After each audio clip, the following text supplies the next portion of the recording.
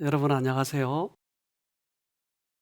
오늘은 십자가에서 어떤 일이 이루어졌는지에 대해서 살펴보도록 하겠습니다. 어제도 저희가 그 예수님으로 인해서 우리가 구원을 얻는다고 하는 성경의 아주 중요한 그런 부분들을 다루게 됐습니다. 우리 조상 할머니 하와는 이 선악과를 먹음으로 인해서 이 땅에 죄가 들어오게 됐어요. 근데 죄가 들어온 다음에 이제 예수님께서 그 문제를 해결하기 위해서 당신이 돌아가시겠다고 약속을 하셨고 실제적으로 2000년 전에 돌아가셨습니다. 그래서 아담과 하와에게는 가죽 옷을 입히고 예수님을 표상한 양이 우리 대신 죽음으로 인해서 언제나 우리는 구원을 얻을 수 있다고 하는 것을 우리 선조들을 통해서 가르쳐 오셨어요.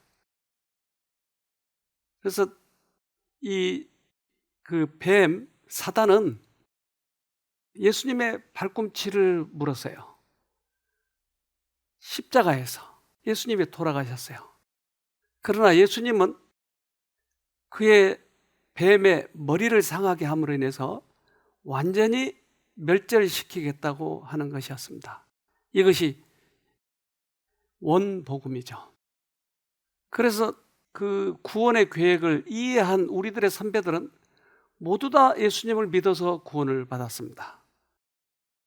그런데 그 의미를 잘못 오해한 가인은 자기의 의를 나타냈던 것이 자기의 그 산물 그것을 바쳤고, 아벨은 예수님께서 말씀하신 대로 예수님의 표상인 양을 바치게 됐습니다. 그래서 4000년 동안이나 예수님이 우리 죄 때문에 돌아가신 것, 그것 때문에 구원을 얻는다고 하는 것을 매일매일 가르쳤어요. 근데 실제적으로 그분이 오셔서 십자가에 달리셨을 때 이렇게 말씀하십니다. 요한복음 19장 30절. 예수께서 신 포도주를 받으신 후 가라사대 다 이루었다 하시고 머리를 숙이시고 영원히 돌아가시니라. 십자가에서 다 이루셨나요? 무엇을 다 이루셨을까요? 우리들의 죄값을 다 갚으셨나요?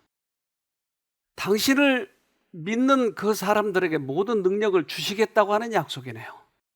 십자가에서는 우리의 죄를 다 당신이 지셨을 뿐만 아니라 그것을 믿는 자에게는 당신의 큰 능력을 그들에게 모두 다 주시겠다고 하는 약속이 포함되어 있습니다.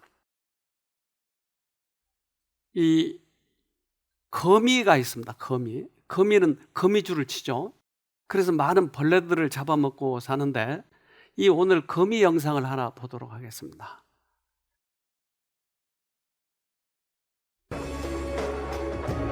거미는 절지동물의 개체 수를 조절하기 위해 전략을 세워 곤충이나 다른 거미들을 먹고 살죠. 전략이라는 건 다름 아닌 거미줄인데 60m나 되는 비단실을 3000번이나 엮어서 거미줄을 만듭니다. 1시간 동안 거미줄을 치고 기다리기만 하면 되죠. 암컷은 다리를 걸치고 중앙에 자리 잡은 채 거미줄에 진동이 오기를 기다립니다. 거미줄에 진동이 느껴지면 다른 다리로 줄을 당기죠. 이렇게 하면 먹잇감 쪽으로 바로 갈 수 있습니다. 거미의 발엔 특수한 기름이 있어서 거미줄을 자유롭게 오가며 먹이를 먹을 수 있는 거죠. 전형적인 거미줄과 크게 달라 보이지 않지만 사실 훨씬 치명적이죠. 이 거미의 몸은 거미줄과 연결되어 있는데 효율적인 사냥을 위해 긴장감을 유지합니다. 한시도 쉬지 않고 말이죠.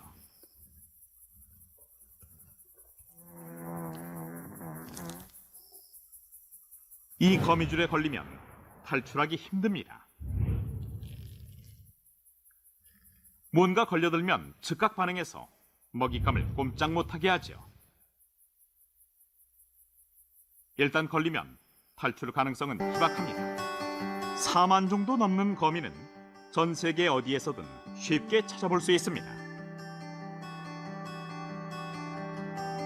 거미줄과 독 덕분에 녀석들은 생태계의 균형을 지키는 중요한 역할을 담당하고 있죠. 절지동물의 수를 조절하는 건 생태계가 잘 돌아가는 데 필수적인 요소지만 가장 중요한 요소는 아닙니다. 무서운 녀석들이네요. 한시도 쉬지 않고 땡기고 있어요. 거미줄이 보이지 않기 때문에 덜컹 우리가 걸리는 것이죠. 마지막 장면 보셨어요? 거미줄을 가지고 와서 우리를 덮어버리지 않습니까? 누구에게 저 수법을 배웠을까요? 우리는 보이지 않기 때문에 인생길을 가다가 덜컹 걸리는 거예요. 우리들의 생각 속에, 감정 속에 사단의 감정과 생각을 넣어줘서 우리가 덜컹 걸리면 그는 우리를 자기의 종으로 삼아서 끌고 다니다가 결국 사막으로 끌고 가는 것이. 우리 조상 하와가 그것 때문에 걸렸는데 걸린 이유를 성경은 이렇게 이야기합니다. 창세기 3장 6절 여자가 그 나무를 본즉 먹음직도 하고 보암직도 하고 지혜롭게 할 만큼 탐스럽기도 한 나무인지라 여자가 그 실과를 따먹고 자기와 함께한 남편에게도 주매 그도 먹은지라. 하와는 하나님께서 먹지 말라고 했기 때문에 이것이 진리라고 하는 것을 알고 있었어요. 그런데 먹음직, 보암직, 지혜롭게 할 만큼 탐스러운 그런 감정과 생각이 들어오니까 먹어버렸어요. 사단은 우리들의 감정과 생각을 활용해서 우리에게 죄를 짓게 만들고 그것을 따라갈 때 사단은 우리에게 질병을 넣어줍니다. 하나님께서는 이러한 이 과정들을 잘 이해하고 계시죠. 그래서 사단에 의해서 우리가 죄를 지었고 사단에 의해서 질병에 걸렸기 때문에 우리들의 죄값을 우리에게 물으라고 하지 않고 당신께서 이미 죄값을 져버리셨다고 하는 것이에요. 그렇다면 내가 이제까지는 사단의 생각을 받아들여서 내가 죄를 졌을 뿐이니까 죄는 원래 사단 거예요. 그렇다면 이 이치를 알게 되면 내가 사단의 것을 안 받아들이기만 하면 우리는 얼마든지 멋있게 행복하게 살아갈 수 있는 것이 병에서도 해방이 되고, 그러니까 이제까지는 사단의 생각을 감정을 좋아했던 사람이 이제부터는 하나님 것을 좋아하기만 하면 우리는 멋지게 살아갈 수 있으니까요.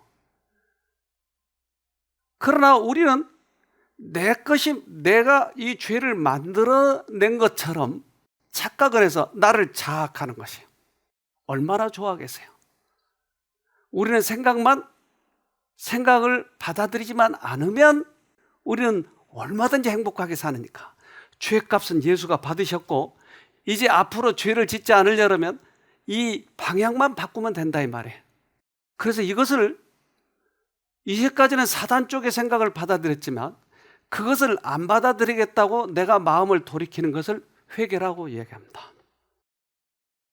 회개는 나를 자학해서 회개가 되는 것이 아니고 우리의 이제까지 사는 이 받아들이는 방법, 이것을 다른 쪽으로 돌리면 회개가 되는 것입니다.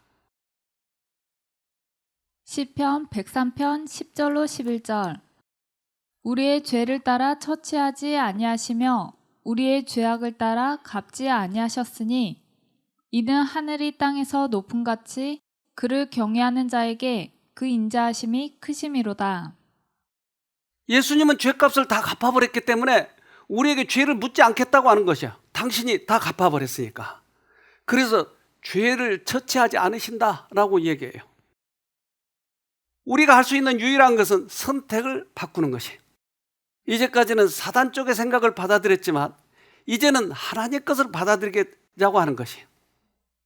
예수님은 이 과정을 다 알았어요. 십자가에 예수님이 돌아가셨을 때 사람들은 빈정거리고 놀려대고 네가 왕이면 내려와봐 하고 놀려대세요. 그리고 예수님이 십자가에 달렸을 때 그 옷을 누가 차지할까 하고 제비도 뽑았어요. 그런데 예수님께서는 이들을 향해서 이렇게 이야기하십니다. 누가복음 23장 34절. 이에 예수께서 가라사대 아버지여 저희를 사하여 주옵소서. 자기의 하는 것을 알지 못함이니이다 하시더라. 저희가 그의 옷을 나눠 제비 뽑을세. 왜 사하여 줘야 된다고요? 자기가 사단에 의해서 생각을 받아들여서 그 짓을 하고 있기 때문에 모르고 있으니까 저들을 용서해 달라고 하는 것이에요. 내가 죄를 만들어서 죄를 짓고 사람들을 죽이고 놀리고 그렇게 하는 것이 아니고 사단의 것을 받아들여서 내가 그럴 수밖에 없었기 때문에 예수님은 그 입장을 아시고 저들을 용서해 달라고 하는 것이에요. 수천 년 동안 예수님을 양으로 표상해서 이제 양을 잡을 때마다 그 죄를 용서해 준다고 얘기했어요. 그래서 내 죄를 이 양에게 다 전가하게 해주세요라고 기도하고 머리에 안수를 해요. 왜 내 죄가 양에게 전가되는지에 대해서 사람들은 생각해 보지 않겠어요? 그리고 그 양을 자기가 칼로 찌른 거예요. 그럼 양이 죽을 때 얼마나 발버둥 치면서 죽겠어요? 왜 내 죄가 이 양에게 전가되고 왜 양이 저렇게 발버둥 치면서 죽어야 될까를 생각해 보지 않겠어요? 그러한 사건을 통해서 예수님께서 우리 죄 때문에 고통스럽게 돌아가신다고 하는 것을 알게 하기 위해서. 죄를 뉘우치는 죄인은 날마다 그의 재물을 성막의 문으로 가지고 와서 희생 제물의 머리 위에 자기의 손을 얹고 그의 죄를 고백함으로 그 죄는 상징적으로 자기 자신에게서 흠없는 희생 제물에게로 옮겨졌다. 그런 다음에 그 짐승은 죽임을 당하였다. 그래서 이 양은 그것 때문에 매일매일 죽어갔죠. 예수가 우리의 죄 때문에 매일 죽어갔죠. 아니요, 그는 한 번 죽으셨지만 우리가 그것을 받아들일 때마다 매일 돌아가신 거나 다름없죠. 그래서 성소에 가서 가장 중요한 일은 바로 이것이었어요. 바로 예수님이 중심이 되었어요. 근데 거기서 반드시 양이 죽어야 되는 이유는, 피를 흘려야 되는 이유는 반드시 예수님이 우리 죄 때문에 돌아가신 것을 받아들일 때만 우리들에게 효과가 있다고 하는 거예요. 레위기 17장 11절. 살아있는 온갖 것의 생명은 바로 피에 있기 때문에 희생 제물을 잡으면 그 피를 항상 번제단에 완전히 쏟으라고 일러둔 것이다. 바로 이 피로 너희 짐승의 허물을 씻어내려는 까닭이다. 피가 사람의 허물을 가리우기 때문이다. 그래서 이 피가 사람의 허물을 가려준다. 한 파킨슨 씨 병에 걸린 아주머니가 여기 오셨어요. 근데 이분은 걷기가 힘들었어요. 파킨슨이 원래 그러잖아요. 그리고 약간 허리도 고부라지고 말도 어둔하게 하고. 근데 이분의 가장 큰 문제는 뭐였냐면, 물론 파킨슨 병 때문에 힘들지만 그보다 더 힘든 것은 이 변이 안 나오는 거예요.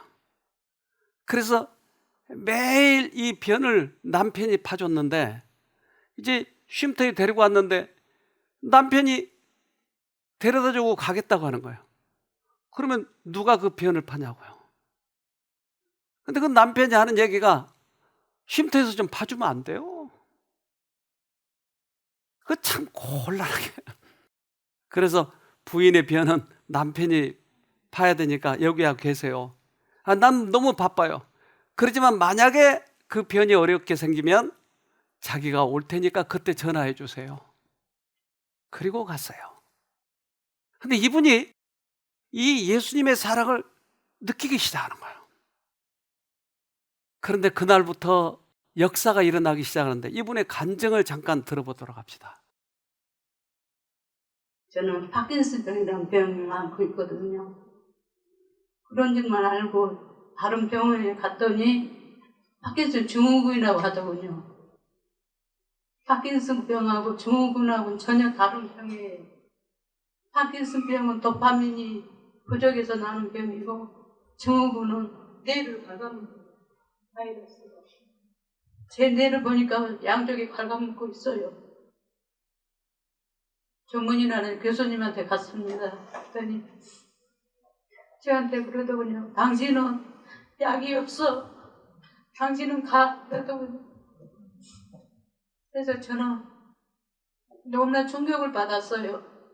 수술까지 하려고 준비 다 해갔는데 수술도 못한다는 거예요. 실망을 하고. 그런데 저한테는 시간이 없었습니다. 바이러스가 저 뇌를 갉아먹으면 누구를 알아볼 수 없을 것 같았어요. 이게 통증이 오면은 바늘로 쿡쿡 쑤셔서 고춧가루 뿌려놓은 것 같이 이렇게 통증이 오면은 제 정신이 못 차려서 제 정신을 차릴 수가 없었어요. 그런데 이제 우연히 이제 새로남 쉼터를 알게 돼서 이렇게 왔습니다. 그랬더니 너무너무 정말 마음이 너무 편안한 거예요. 어제 왔는데 너무 편해서고 음식도 잘 맞고 하루 사이에 몸이 너무 가벼웠어요. 그리고 제가 남편이 항상 이틀에 한 번씩 병원을 파줬어요. 여기서 맡겨놓고 갈 때도 그 걱정이 항상 남편은 걱정을 하면서 전화를 하고 그랬어요. 그랬더니 어느 아침에 쾌변을 했어요. 바나나 같은 걸 2개를 확 쏟았어요. 속도가 확 내려간 것 같았어요. 걸어온지도 몰랐어요. 너무나 그게 즐거웠어요. 감사했습니다. 그게 처음에는 나오지 않았는데 예수님 저를 도와주십시오. 제 힘으로는 감당하기 어렵습니다. 예수님 도와주세요. 제발 도와주세요 했더니 그 쾌변이 그렇게 나왔습니다. 그래서 감사하는 게 정말 살아있는 자체가 감사합니다. 수면제를 2알씩 먹었어요. 그래서 잠이 안 와요. 근데 어제 9시 반에 자서 6시까지 고통 없이 잘 잤어요. 통증약을 꼭 먹고 잤는데 통증약도 안 먹었습니다. 근데 통증도 없었습니다. 정말 감사합니다. 그는 아무것도 하지 않았어요. 현대의학에서 해결하지 못하는 문제를 하루 만에 해결되는 거예요. 통증도 쾌변도. 하나님의 사랑을 그가 받으니까 예수님이 우리 죄 때문에 돌아가셨다고 하는 그 큰 사랑을 발견하니까 이 일이 일어나는 것이에요. 예수님이 이 땅에 오셔서 돌아가신 이유를 이렇게 얘기합니다. 이사야 53장 4절.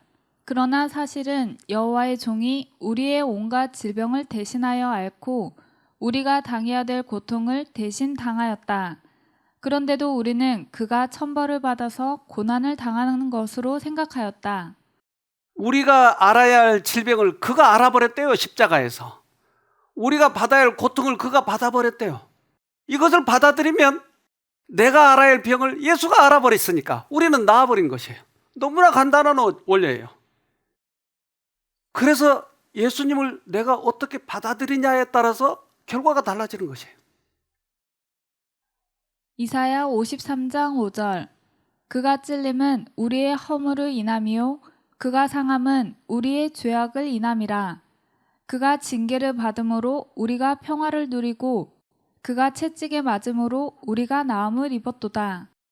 그가 다 받아버렸으니까 내가 받을 게 없다 이 말이에요.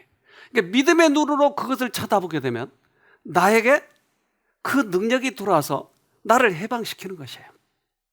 그래서 예수님의 용서, 그 의미, 이것을 받아들이면, 내가 용서를 받아들이면 나도 다른 사람을 용서하게 되는 것이에요. 우리는 우리 스스로 용서할 수 없어요.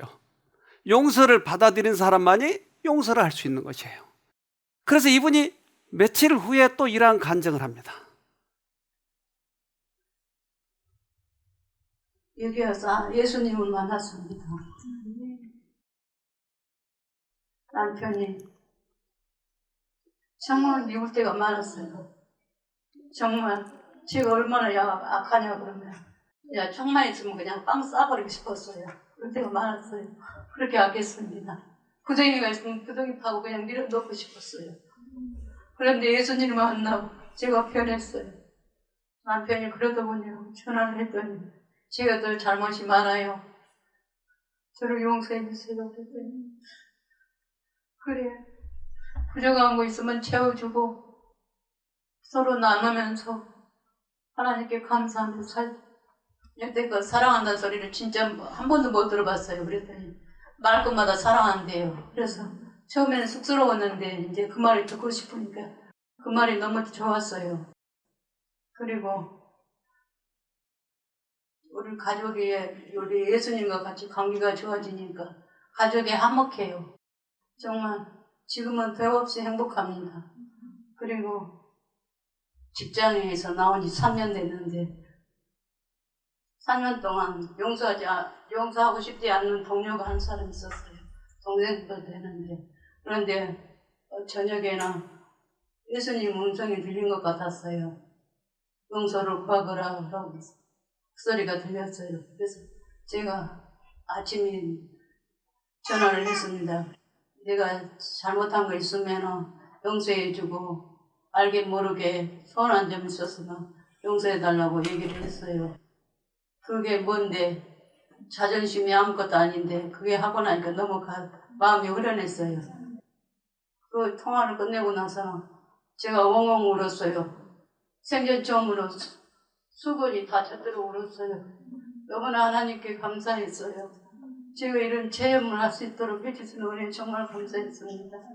감사합니다. 십자가에서 이루어진 일을 받아들이면 우리는 다른 사람을 용서할 수 있어요. 그것을 받아들이면 우리의 병이 회복되는 것이에요. 태양이 비치면 그 태양이 굉장히 뜨거운 온도고 또 거기에서 오는 빛은 다른 형광등하고 달라요. 그래서 이 태양에서 오는 이 생명의 빛을 받아들이면 우리 몸이 회복된다고 하는 것이에요. 요한복음 1장 4절. 그분 안에는 생명이 있습니다. 그 생명은 세상 사람들을 비추는 빛이었습니다. 태양이신 예수님이 우리를 비추면 우리가 생명을 받는다니까요. 그래서 모든 나무 이파리마다 태양이 비치면 광합성이 일어나는 것이에요. 광합성이 일어나는 것은 태양이 비치면 이 작은 이 얇은 이 이파리 내에서 광합성 공장이 있어서 여기에 햇빛이 들어오면 뿌리에서 올라온 물을 산소와 수소로 나눠버리고 그리고 수소와 이산화탄소를 결합시켜서 단백질을 만들게 되는 것이에요. 그러니까 햇볕이 있어야 이 일이 일어나는 것이죠. 햇볕은 뜨겁게 그리고 생명력을 이 모든 식물들에게 내리듯이 예수님은 우리들에게 예수님을 바라보라고 하는 것이에요. 바라보면 나에게 이 일이 일어나는 것이. 우리는 예수님을 바라보면 우리 안에 예수님이 오셔서 죄와 의를 분리해버린 것이. 이 병과 건강함을 예수님은 분리해버린 것이에요.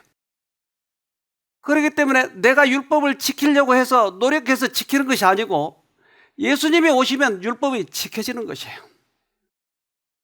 믿음으로 구원 얻는 것이에요. 그런데 율법주의자들은 계속 자기 힘으로 구원을 얻기 위해서 율법을 지키려고 하기 때문에 많은 유대인들이 그것 때문에 죽은 거예요. 바리새인과 서기관들은 바로 그것 때문에 예수님께서 많이 나무라셨어요. 이 햇빛이 비치면 결국 태양광은 그것으로 전기를 만들어서 전기를 돌리듯이 우리 안에 예수님의 빛이 들어오면 우리 안에 능력이 생기는 것이. 너무나 간단한 원리인데 죄인들은 자기 의를 나타내기 위해서 자기 힘으로 구원 얻기 위해서 가인처럼 그렇게 하니까 우리에게 질병이 회복되지 않는 것이에요. 디도서 2장 14절. 예수님께서는 우리를 위해 자기 자신을 주셨습니다. 우리를 모든 악에서 구원하시고 깨끗하게 하셔서 선한 일을 하기에 힘쓰는 그의 백성이 되게 하시려고 우리를 대신해서 죽으셨던 것입니다. 예수님이 죽으신 이유는 우리 보고 선한 일 하라고 하는 것이 아니고 그분이 선한 일 하기 위해서 죽으셨다고 하는 거예요. 우리 안에 들어와서. 그러니까 내가 선한 일 하려고 하지 말고 예수님을 받아들이는 것이에요. 우리는 화가 나고 성질이 날 때 내가 참으려고 노력하지 말고 예수님을 불러서 그분이 내 안에 들어오셔서 참도록 만들어줘야 돼요. 너무나 고통스럽고 통증이 심할 때 내가 그 통증을 참으려고 노력하지 말고 예수님을 불러서 예수님이 들어오셔서 통증을 가라앉게 해주는 것이에요. 한 분이 오셨는데 이분은 너무나 통증이 심하고 또 기력이 다 빠져서 세 걸음도 못 걸을 정도로 암 환자였어요. 이분은 폐암으로부터 시작해서 온몸이 다 퍼졌어요. 그리고 그 암으로 인해 복수가 이렇게 많이 찼어요. 그러니까 숨이 가쁜 거예요. 그래서 우리는 이 들어오실 때마다 그 자기 이름도 소개하고 소개하는 시간인데 너무나 부끄러워서 엉엉 우는 것이. 그런데 이분이 여기 오셔서 그 예수님의 말씀을 들으면서 서서히 받아들이면서 좋아지기 시작하는데 이분 얘기를 우리가 좀 들어보도록 합시다. 저는 아버지를 죽이고 싶을 정도로 미워하며 살았습니다. 아버지가 음주에 바람에 심한 언어 또 뭐 화가 나시면 밥상이 날아가고 이러한 광경을 보면서 사는 게 저의 일상이었습니다. 그런 불안한 생활 속에서 저는 심장병이 생기고 어머니는 화병으로 실명을 하셨습니다.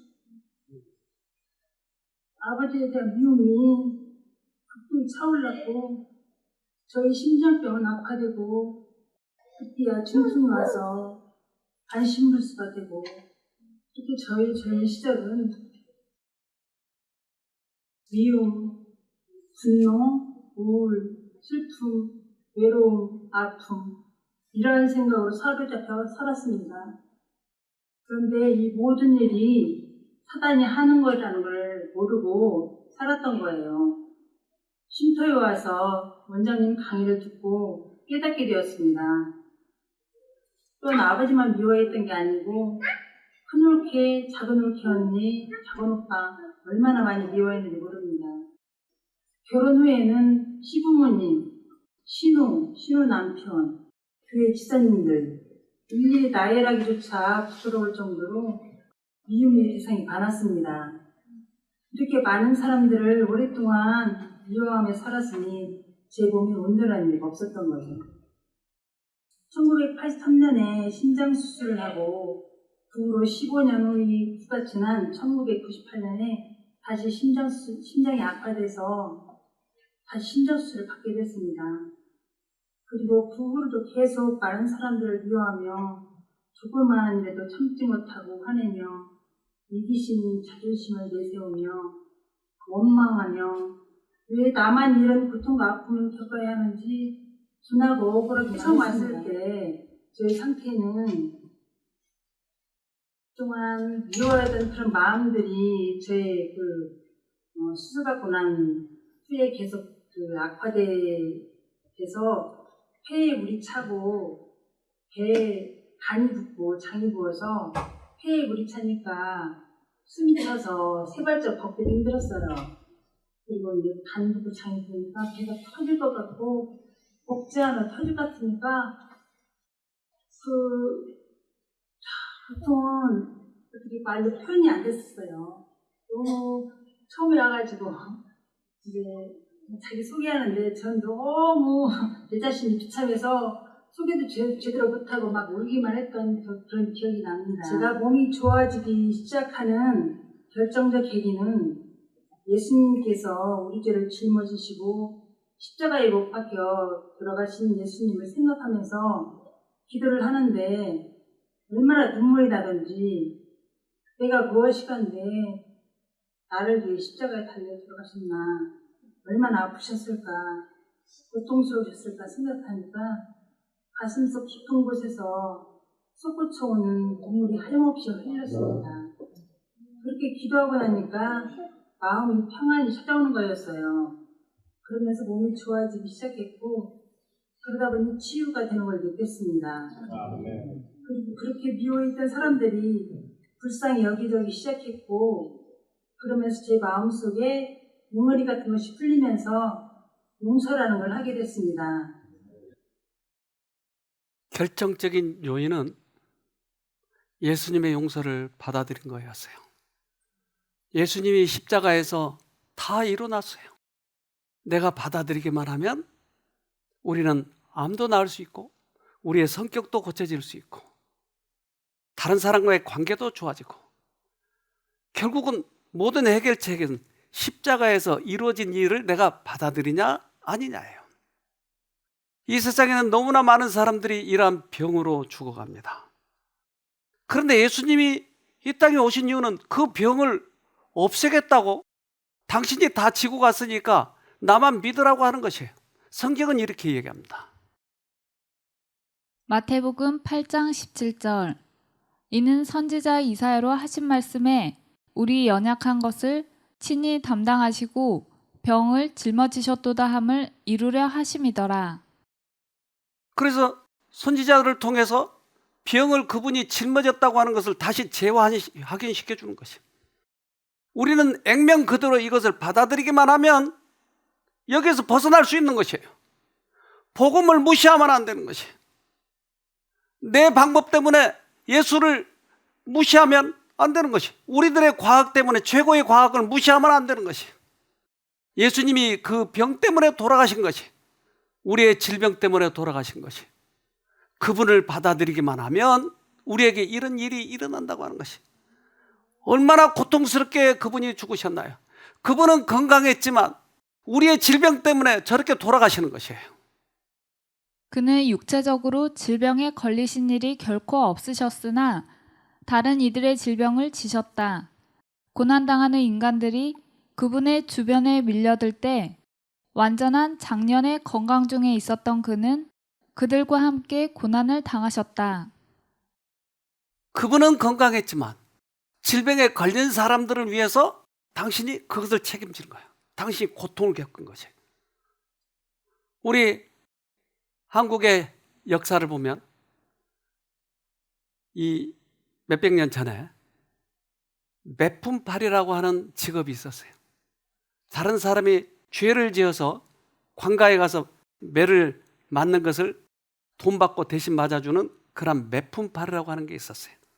이 영상을 좀 보도록 하겠습니다. 처음엔 아들이 늙고 병든 아버지 대신 곤장을 맡겠다고 나서는 기록이 조선왕조실록에 종종 나오는데요. 미야밀기에도 아들이 아버지 대신 곤장을 맡다가 죽었다는 이야기가 나오는 걸로 보아 이는 일종의 효행으로 간주하여 암암리에 허용된 듯 합니다. 조선 전기에는 양반이 돈을 주고 형을 면제받는 보석제도나 주인이 맞아야 할 매를 노비가 대신 만든 경우가 흔했다면 당시의 백성들이 매품팔이를 하고 받는 돈은 얼마나 됐을까요? 조선의 법전에 따르면 곤장 100대는 7냥의 벌금으로 대납이 가능했습니다. 당시 한 냥은 약 100푼이고 일용 노동자의 일당이 20푼이었으니 매품팔이는 매를 맞고 하루 임금의 35배를 버는 셈이었습니다. 조선시대의 한 냥의 가치는 현대와 비교하면 2만원에서 5만원 정도로 추정이 된다고 합니다. 당시에는 아주 큰 돈이었죠. 그러나 매품팔이는 매를 맞고 받은 돈을 전부 갖지는 못했습니다. 가족을 먹여 살리기 위해 목숨을 걸고 매품을 팔았던 당시의 백성들, 지금 우리의 눈으로 보기엔 정말 슬프고 안타까운 밥벌이 풍경이 아닐 수 없습니다. 돈을 받고 곤장을 맞아주는 매품팔이는 분명 정상적인 직업이 아닙니다. 하지만 먹고 살기가 힘들어서 가족들과 어떻게든 살기 위해 발버둥을 치며 목숨을 걸어야만 했던 그들은 본인의 처참한 처지를 보며 어떤 심정으로 삶을 이어갔을까요? 매로 돈을 버네요. 다른 사람의 매를 맞아야 될 걸 대신 자기가 맞아버리네요. 우리의 매품팔이가 우리가 맞아야 될, 우리가 벌을 받아야 할 것을 예수 매품팔이가 받아버리네요. 우리가 매를 맞을 필요가 없는 것이 예수가 받았기 때문에, 예수가 맞았기 때문에. 그래서 그분은 이렇게 얘기해요. 마태복음 20장 28절 인자는 섬김을 받으러 온 것이 아니라 섬기러 왔으며 많은 사람을 위하여 자기 목숨을 몸값으로 치러주려고 왔다. 다른 사람들이 매를 맞아야 될 것을 예수가 맞았대요. 다른 사람들이 죄값으로 받아야 될 것을 당신이 받아버렸대요. 우리는 받아야 될 것이 없는 거예요. 예수님을 받아들이기만 하면 우리는 내가 병을 앓을 필요가 없는 거예요. 그분을 받아들이면 되는 것이에요. 이것이 최고의 과학이고 최고의 의사의 처방전이에요. 그래서 이것을 사람들에게 알려야 된다고 하는 것이에요. 우리가 죄를 지은 것을 우리가 갚으려면 무슨 그게 자비예요? 무슨 사랑이에요? 우리가 받을 것을 예수가 받았기 때문에 그것이 큰 사랑인 것이죠. 당신의 목숨으로. 그래서 이스라엘 백성들에게 이것을 알도록 하기 위해서 애굽에서 그들이 나올 때 마지막 재앙이 있는데 그것은 장자가 죽는 것이었어요. 그런데 장자가 죽지 않으려면 문설주에다 피만 바르면 되는 것이었어요. 이것은 양피였어요. 예수의 피만 바르면 죽지 않는다고 하는 것이었어요. 이것을 알려주기 위해서 유월절이라고 하는 것을 그들에게 그 행사를 알려줬대요. 행사를 만들어줬어요.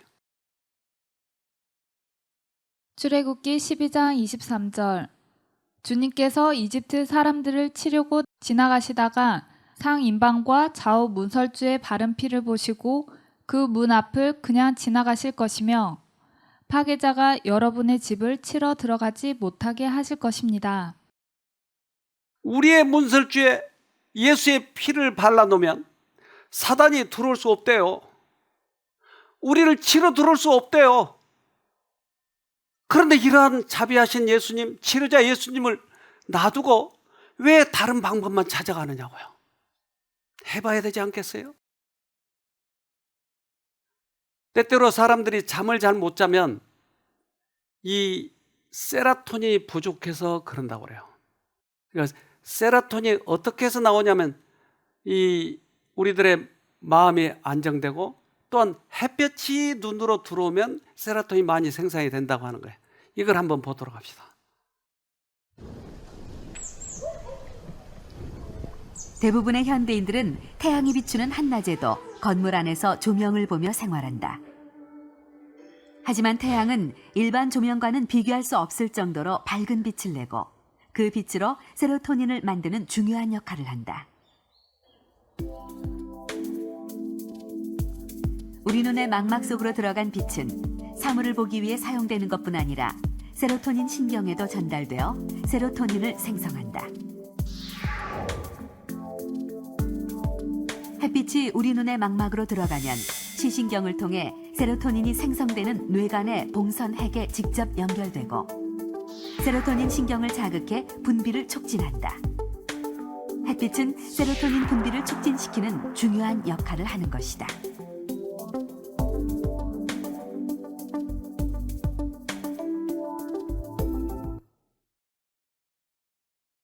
우리는 우리가 세로토닌을 만들 수 없기에 햇빛을 쳐다보면 햇빛이 들어와서 세로토닌을 만들어가는 거예요. 우리는 우리 힘으로 사단이 나에게 넣어준 감정과 생각을 내가 물리칠 수 없기 때문에 화가 나면 화낸 것 때문에 더 성질이 나고 더 성질이 나고, 그러니까 내가 이길 수 없는 싸움을 싸우지 말고 햇빛을 쳐다보면 햇빛이 우리에게 들어와서 세로토닌을 만들어내는 것이 우리를 선하게 만들어주는 거예요. 우리의 눈을 통해서 들어와서 세로토닌을 만드는데 구석구석에 들어오셔서 이 일을 하신다고 하는 것이에요. 그래서 성경은 이렇게 얘기합니다. 고린도후서 6장 16절 하나님의 성전과 우상이 어찌 일치가 되리요? 우리는 살아계신 하나님의 성전이라. 이와 같이 하나님께서 이르시되 내가 그들 가운데 거하며 두루 행하여 나는 그들의 하나님이 되고 그들은 나의 백성이 되리라. 하나님이 우리 안에 들어와서 두루두루 행한대요. 암도 없애버리고 성질도 바꿔주시고 악습도 끊게 해주시고 두루두루 바꿔주신대요. 우리가 할 일은 뭐죠? 햇볕을 쳐다보는 거예요. 십자가를 계속 쳐다보는 거예요. 십자가의 의미를 계속 상기하는 거예요. 그분의 품성을 쳐다보는 거예요. 그분의 생애를 계속 쳐다보는 거예요. 집사람이 성질을 돋궈. 그러면 성질을 같이 낼까 말까? 예수님은 어떻게 했을까? 라고 생각을 하면 예수를 쳐다보는 거예요. 그러면 예수님이 우리 마음에 오셔서 성질을 가라앉혀 주는 거예요. 그래서 십자가의 의미를 성경에서는 이렇게 얘기합니다. 베드로전서 4장 1절 그리스도께서 이미 육체의 고난을 받으셨으니 너희도 같은 마음으로 갑옷을 삼으라. 이는 육체의 고난을 받은 자가 죄를 그쳤음이니. 예수가 십자가에서 그 고난을 다 받았대요. 근데 그 이유는 죄를 그치기 위해서 죽으셨대요. 그렇다면 그 죽으심을 내가 받아들이면 내 안에서 죄가 그쳐진다고 하는 거예요. 내가 받아들이냐 아니냐에 따라서 달라지는 거예요. 들쥐 중에 산들쥐가 있고 초원들쥐가 있는데, 산들쥐는 산에서 살아서 그런지 바람둥이에요. 그런데 초원들쥐는 한번 결혼하면 평생 같이 사는 거예요. 바람 피지 않고. 그런데 이 산들쥐하고 초원들쥐의 차이가 뭔지를 설명을 하는데 이 영상을 좀 보도록 하십시다. 초원들쥐와 산들쥐를 대상으로 한 연구가 있다. 초원들쥐는 평생 한 마리의 파트너와 짝이 되어 살아가는 반면 산들쥐 수컷은 살면서 여러 마리의 암컷과 교미를 하고 어미든 새끼든 돌보지 않는다. 이 두 종의 쥐는 유전적으로 99% 같지만 산들쥐와 초원들쥐는 옥시토신과 바소프레신에서 차이를 보인다. 초원들쥐는 두 호르몬이 정상적으로 작용하는 반면 남봉꾼인 산들쥐에게는 이 두 호르몬을 받아들이는 수용체가 없어 호르몬이 분비되어도 작용하지 않는 것이다. 산들쥐가 바람피는 이유는 옥시토신에 대한 수용체가 없다고 하는 것이에요. 수용체만 있으면 흡족하니까 바람을 안 피는 거예요. 우리는 예수의 사랑을 받아들일 만한 수용체가 없기 때문에 내가 안 변하는 것이에요. 수용체가 생기면 우리는 얼마든지 병이 고쳐지고 나의 악습이 끊어진다고 하는 거예요. 수용체의 문제였어요. 예수의 능력의 문제가 아니고 내게 수용체가 없었다는 거예요. 나에게 믿음이 없었다고 하는 거예요. 그런데 예수의 사랑을 받아들이자마자, 십자가의 능력을 받아들이자마자 우리들에게 변화가 생기는데 성경은 이렇게 얘기합니다.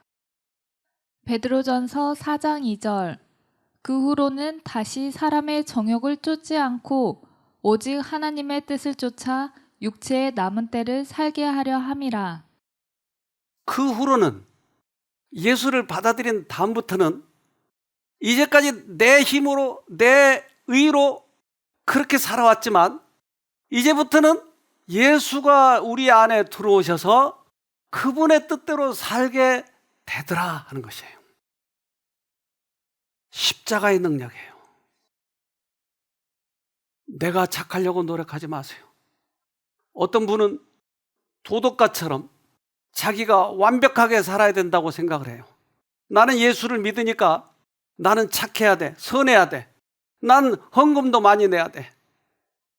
그런데 그것이 자기 힘이에요. 그렇기 때문에 작심삼일이에요. 금방 다시의 날로 돌아가는 거예요.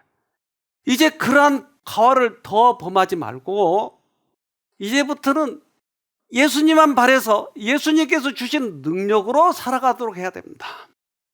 이것이 우리들에게 비결이에요. 예수님은 이 땅에 오셔서 사단이 우리들에게 끊임없이 괴롭히는 이 사단을 쫓아내려 오셨어요. 그리스도께서는 인류를 사단의 지배에서 구속하여 타락한 인류 안에 하나님의 도덕적 형상을 회복시키기 위하여 무한한 대가를 치르셨다. 하나님께서는 우리들에게 들어오셔서 우리들의 마음을 바꾸고 우리의 품성이 하나님을 닮도록 하기 위해서 오셨다. 그래서 우리는 재림을 기다리는 사람들이에요. 그분이 오실 때 우리들의 모습이 예수님을 많이 닮아갈 것이에요.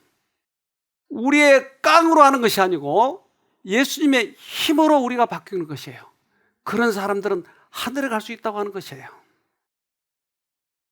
하늘 아버지께서는 당신의 독생자의 무한한 희생을 치르셨다. 그는 이 세상 사람들이 자비가 많은 당신의 섭리를 통하여 하나님의 말씀, 곧 성경의 진리를 받아들여 재림의 큰 사건을 준비할 수 있도록 그리스도를 세상에 보내셨다. 예수님이 오신 이유는 우리들을 바꿔가지고 하늘 데려가도록 하기 위해서.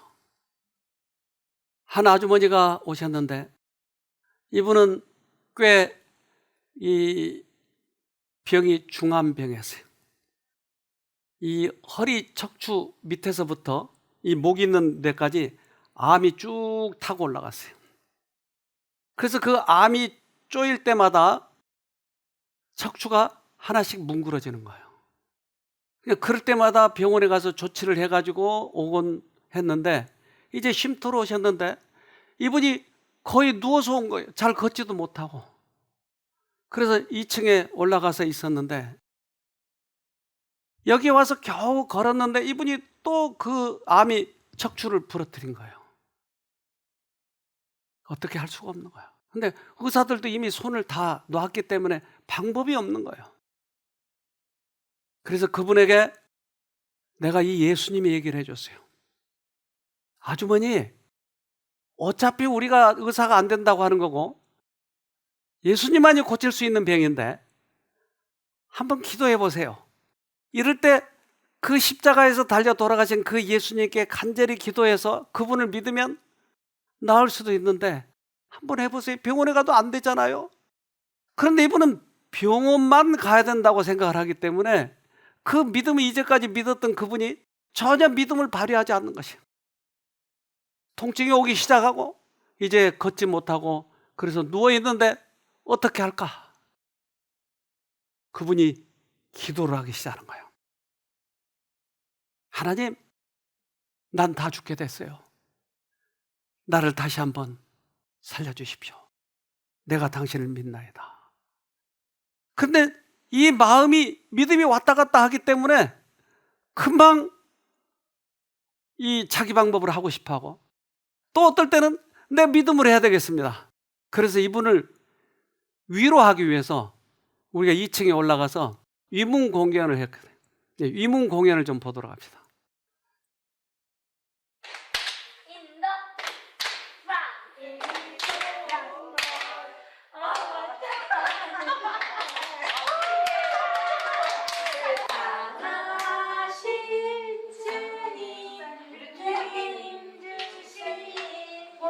저 누워있는 분이 바로 그분입니다.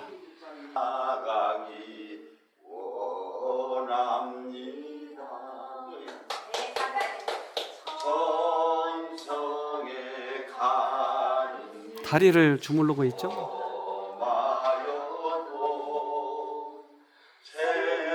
척추가 문제가 생겼기 때문에 걷지 못하고 누워있는 거예요.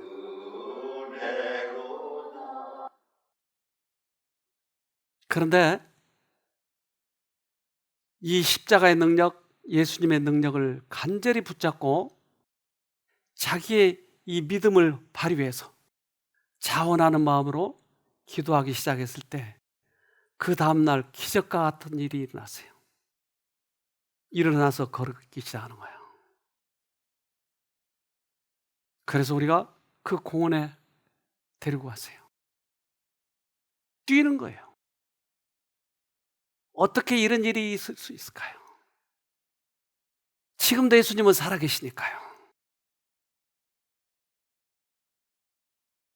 자아를 보지 말고 그리스도를 바라보라. 사람들 사이에 다니시면서 병든 자를 고치시고 귀신을 내어 쫓으신 분께서는 지금도 여전히 강한 구속주이시다. 그러므로 그분의 약속을 생명나무의 잎사귀처럼 붙잡으라. 내게 오는 자는 내가 결코 내어 쫓지 아니하리라. 나를 보지 마라. 예수를 보라. 예수는 지금도 살아계시고 지금도 똑같이 이 땅에 오셔서 구원하신 것처럼 구속주다. 나를 보지 말라. 여러분 오늘 예수를 바라보고 꼭 승리하기를 간절히 바랍니다.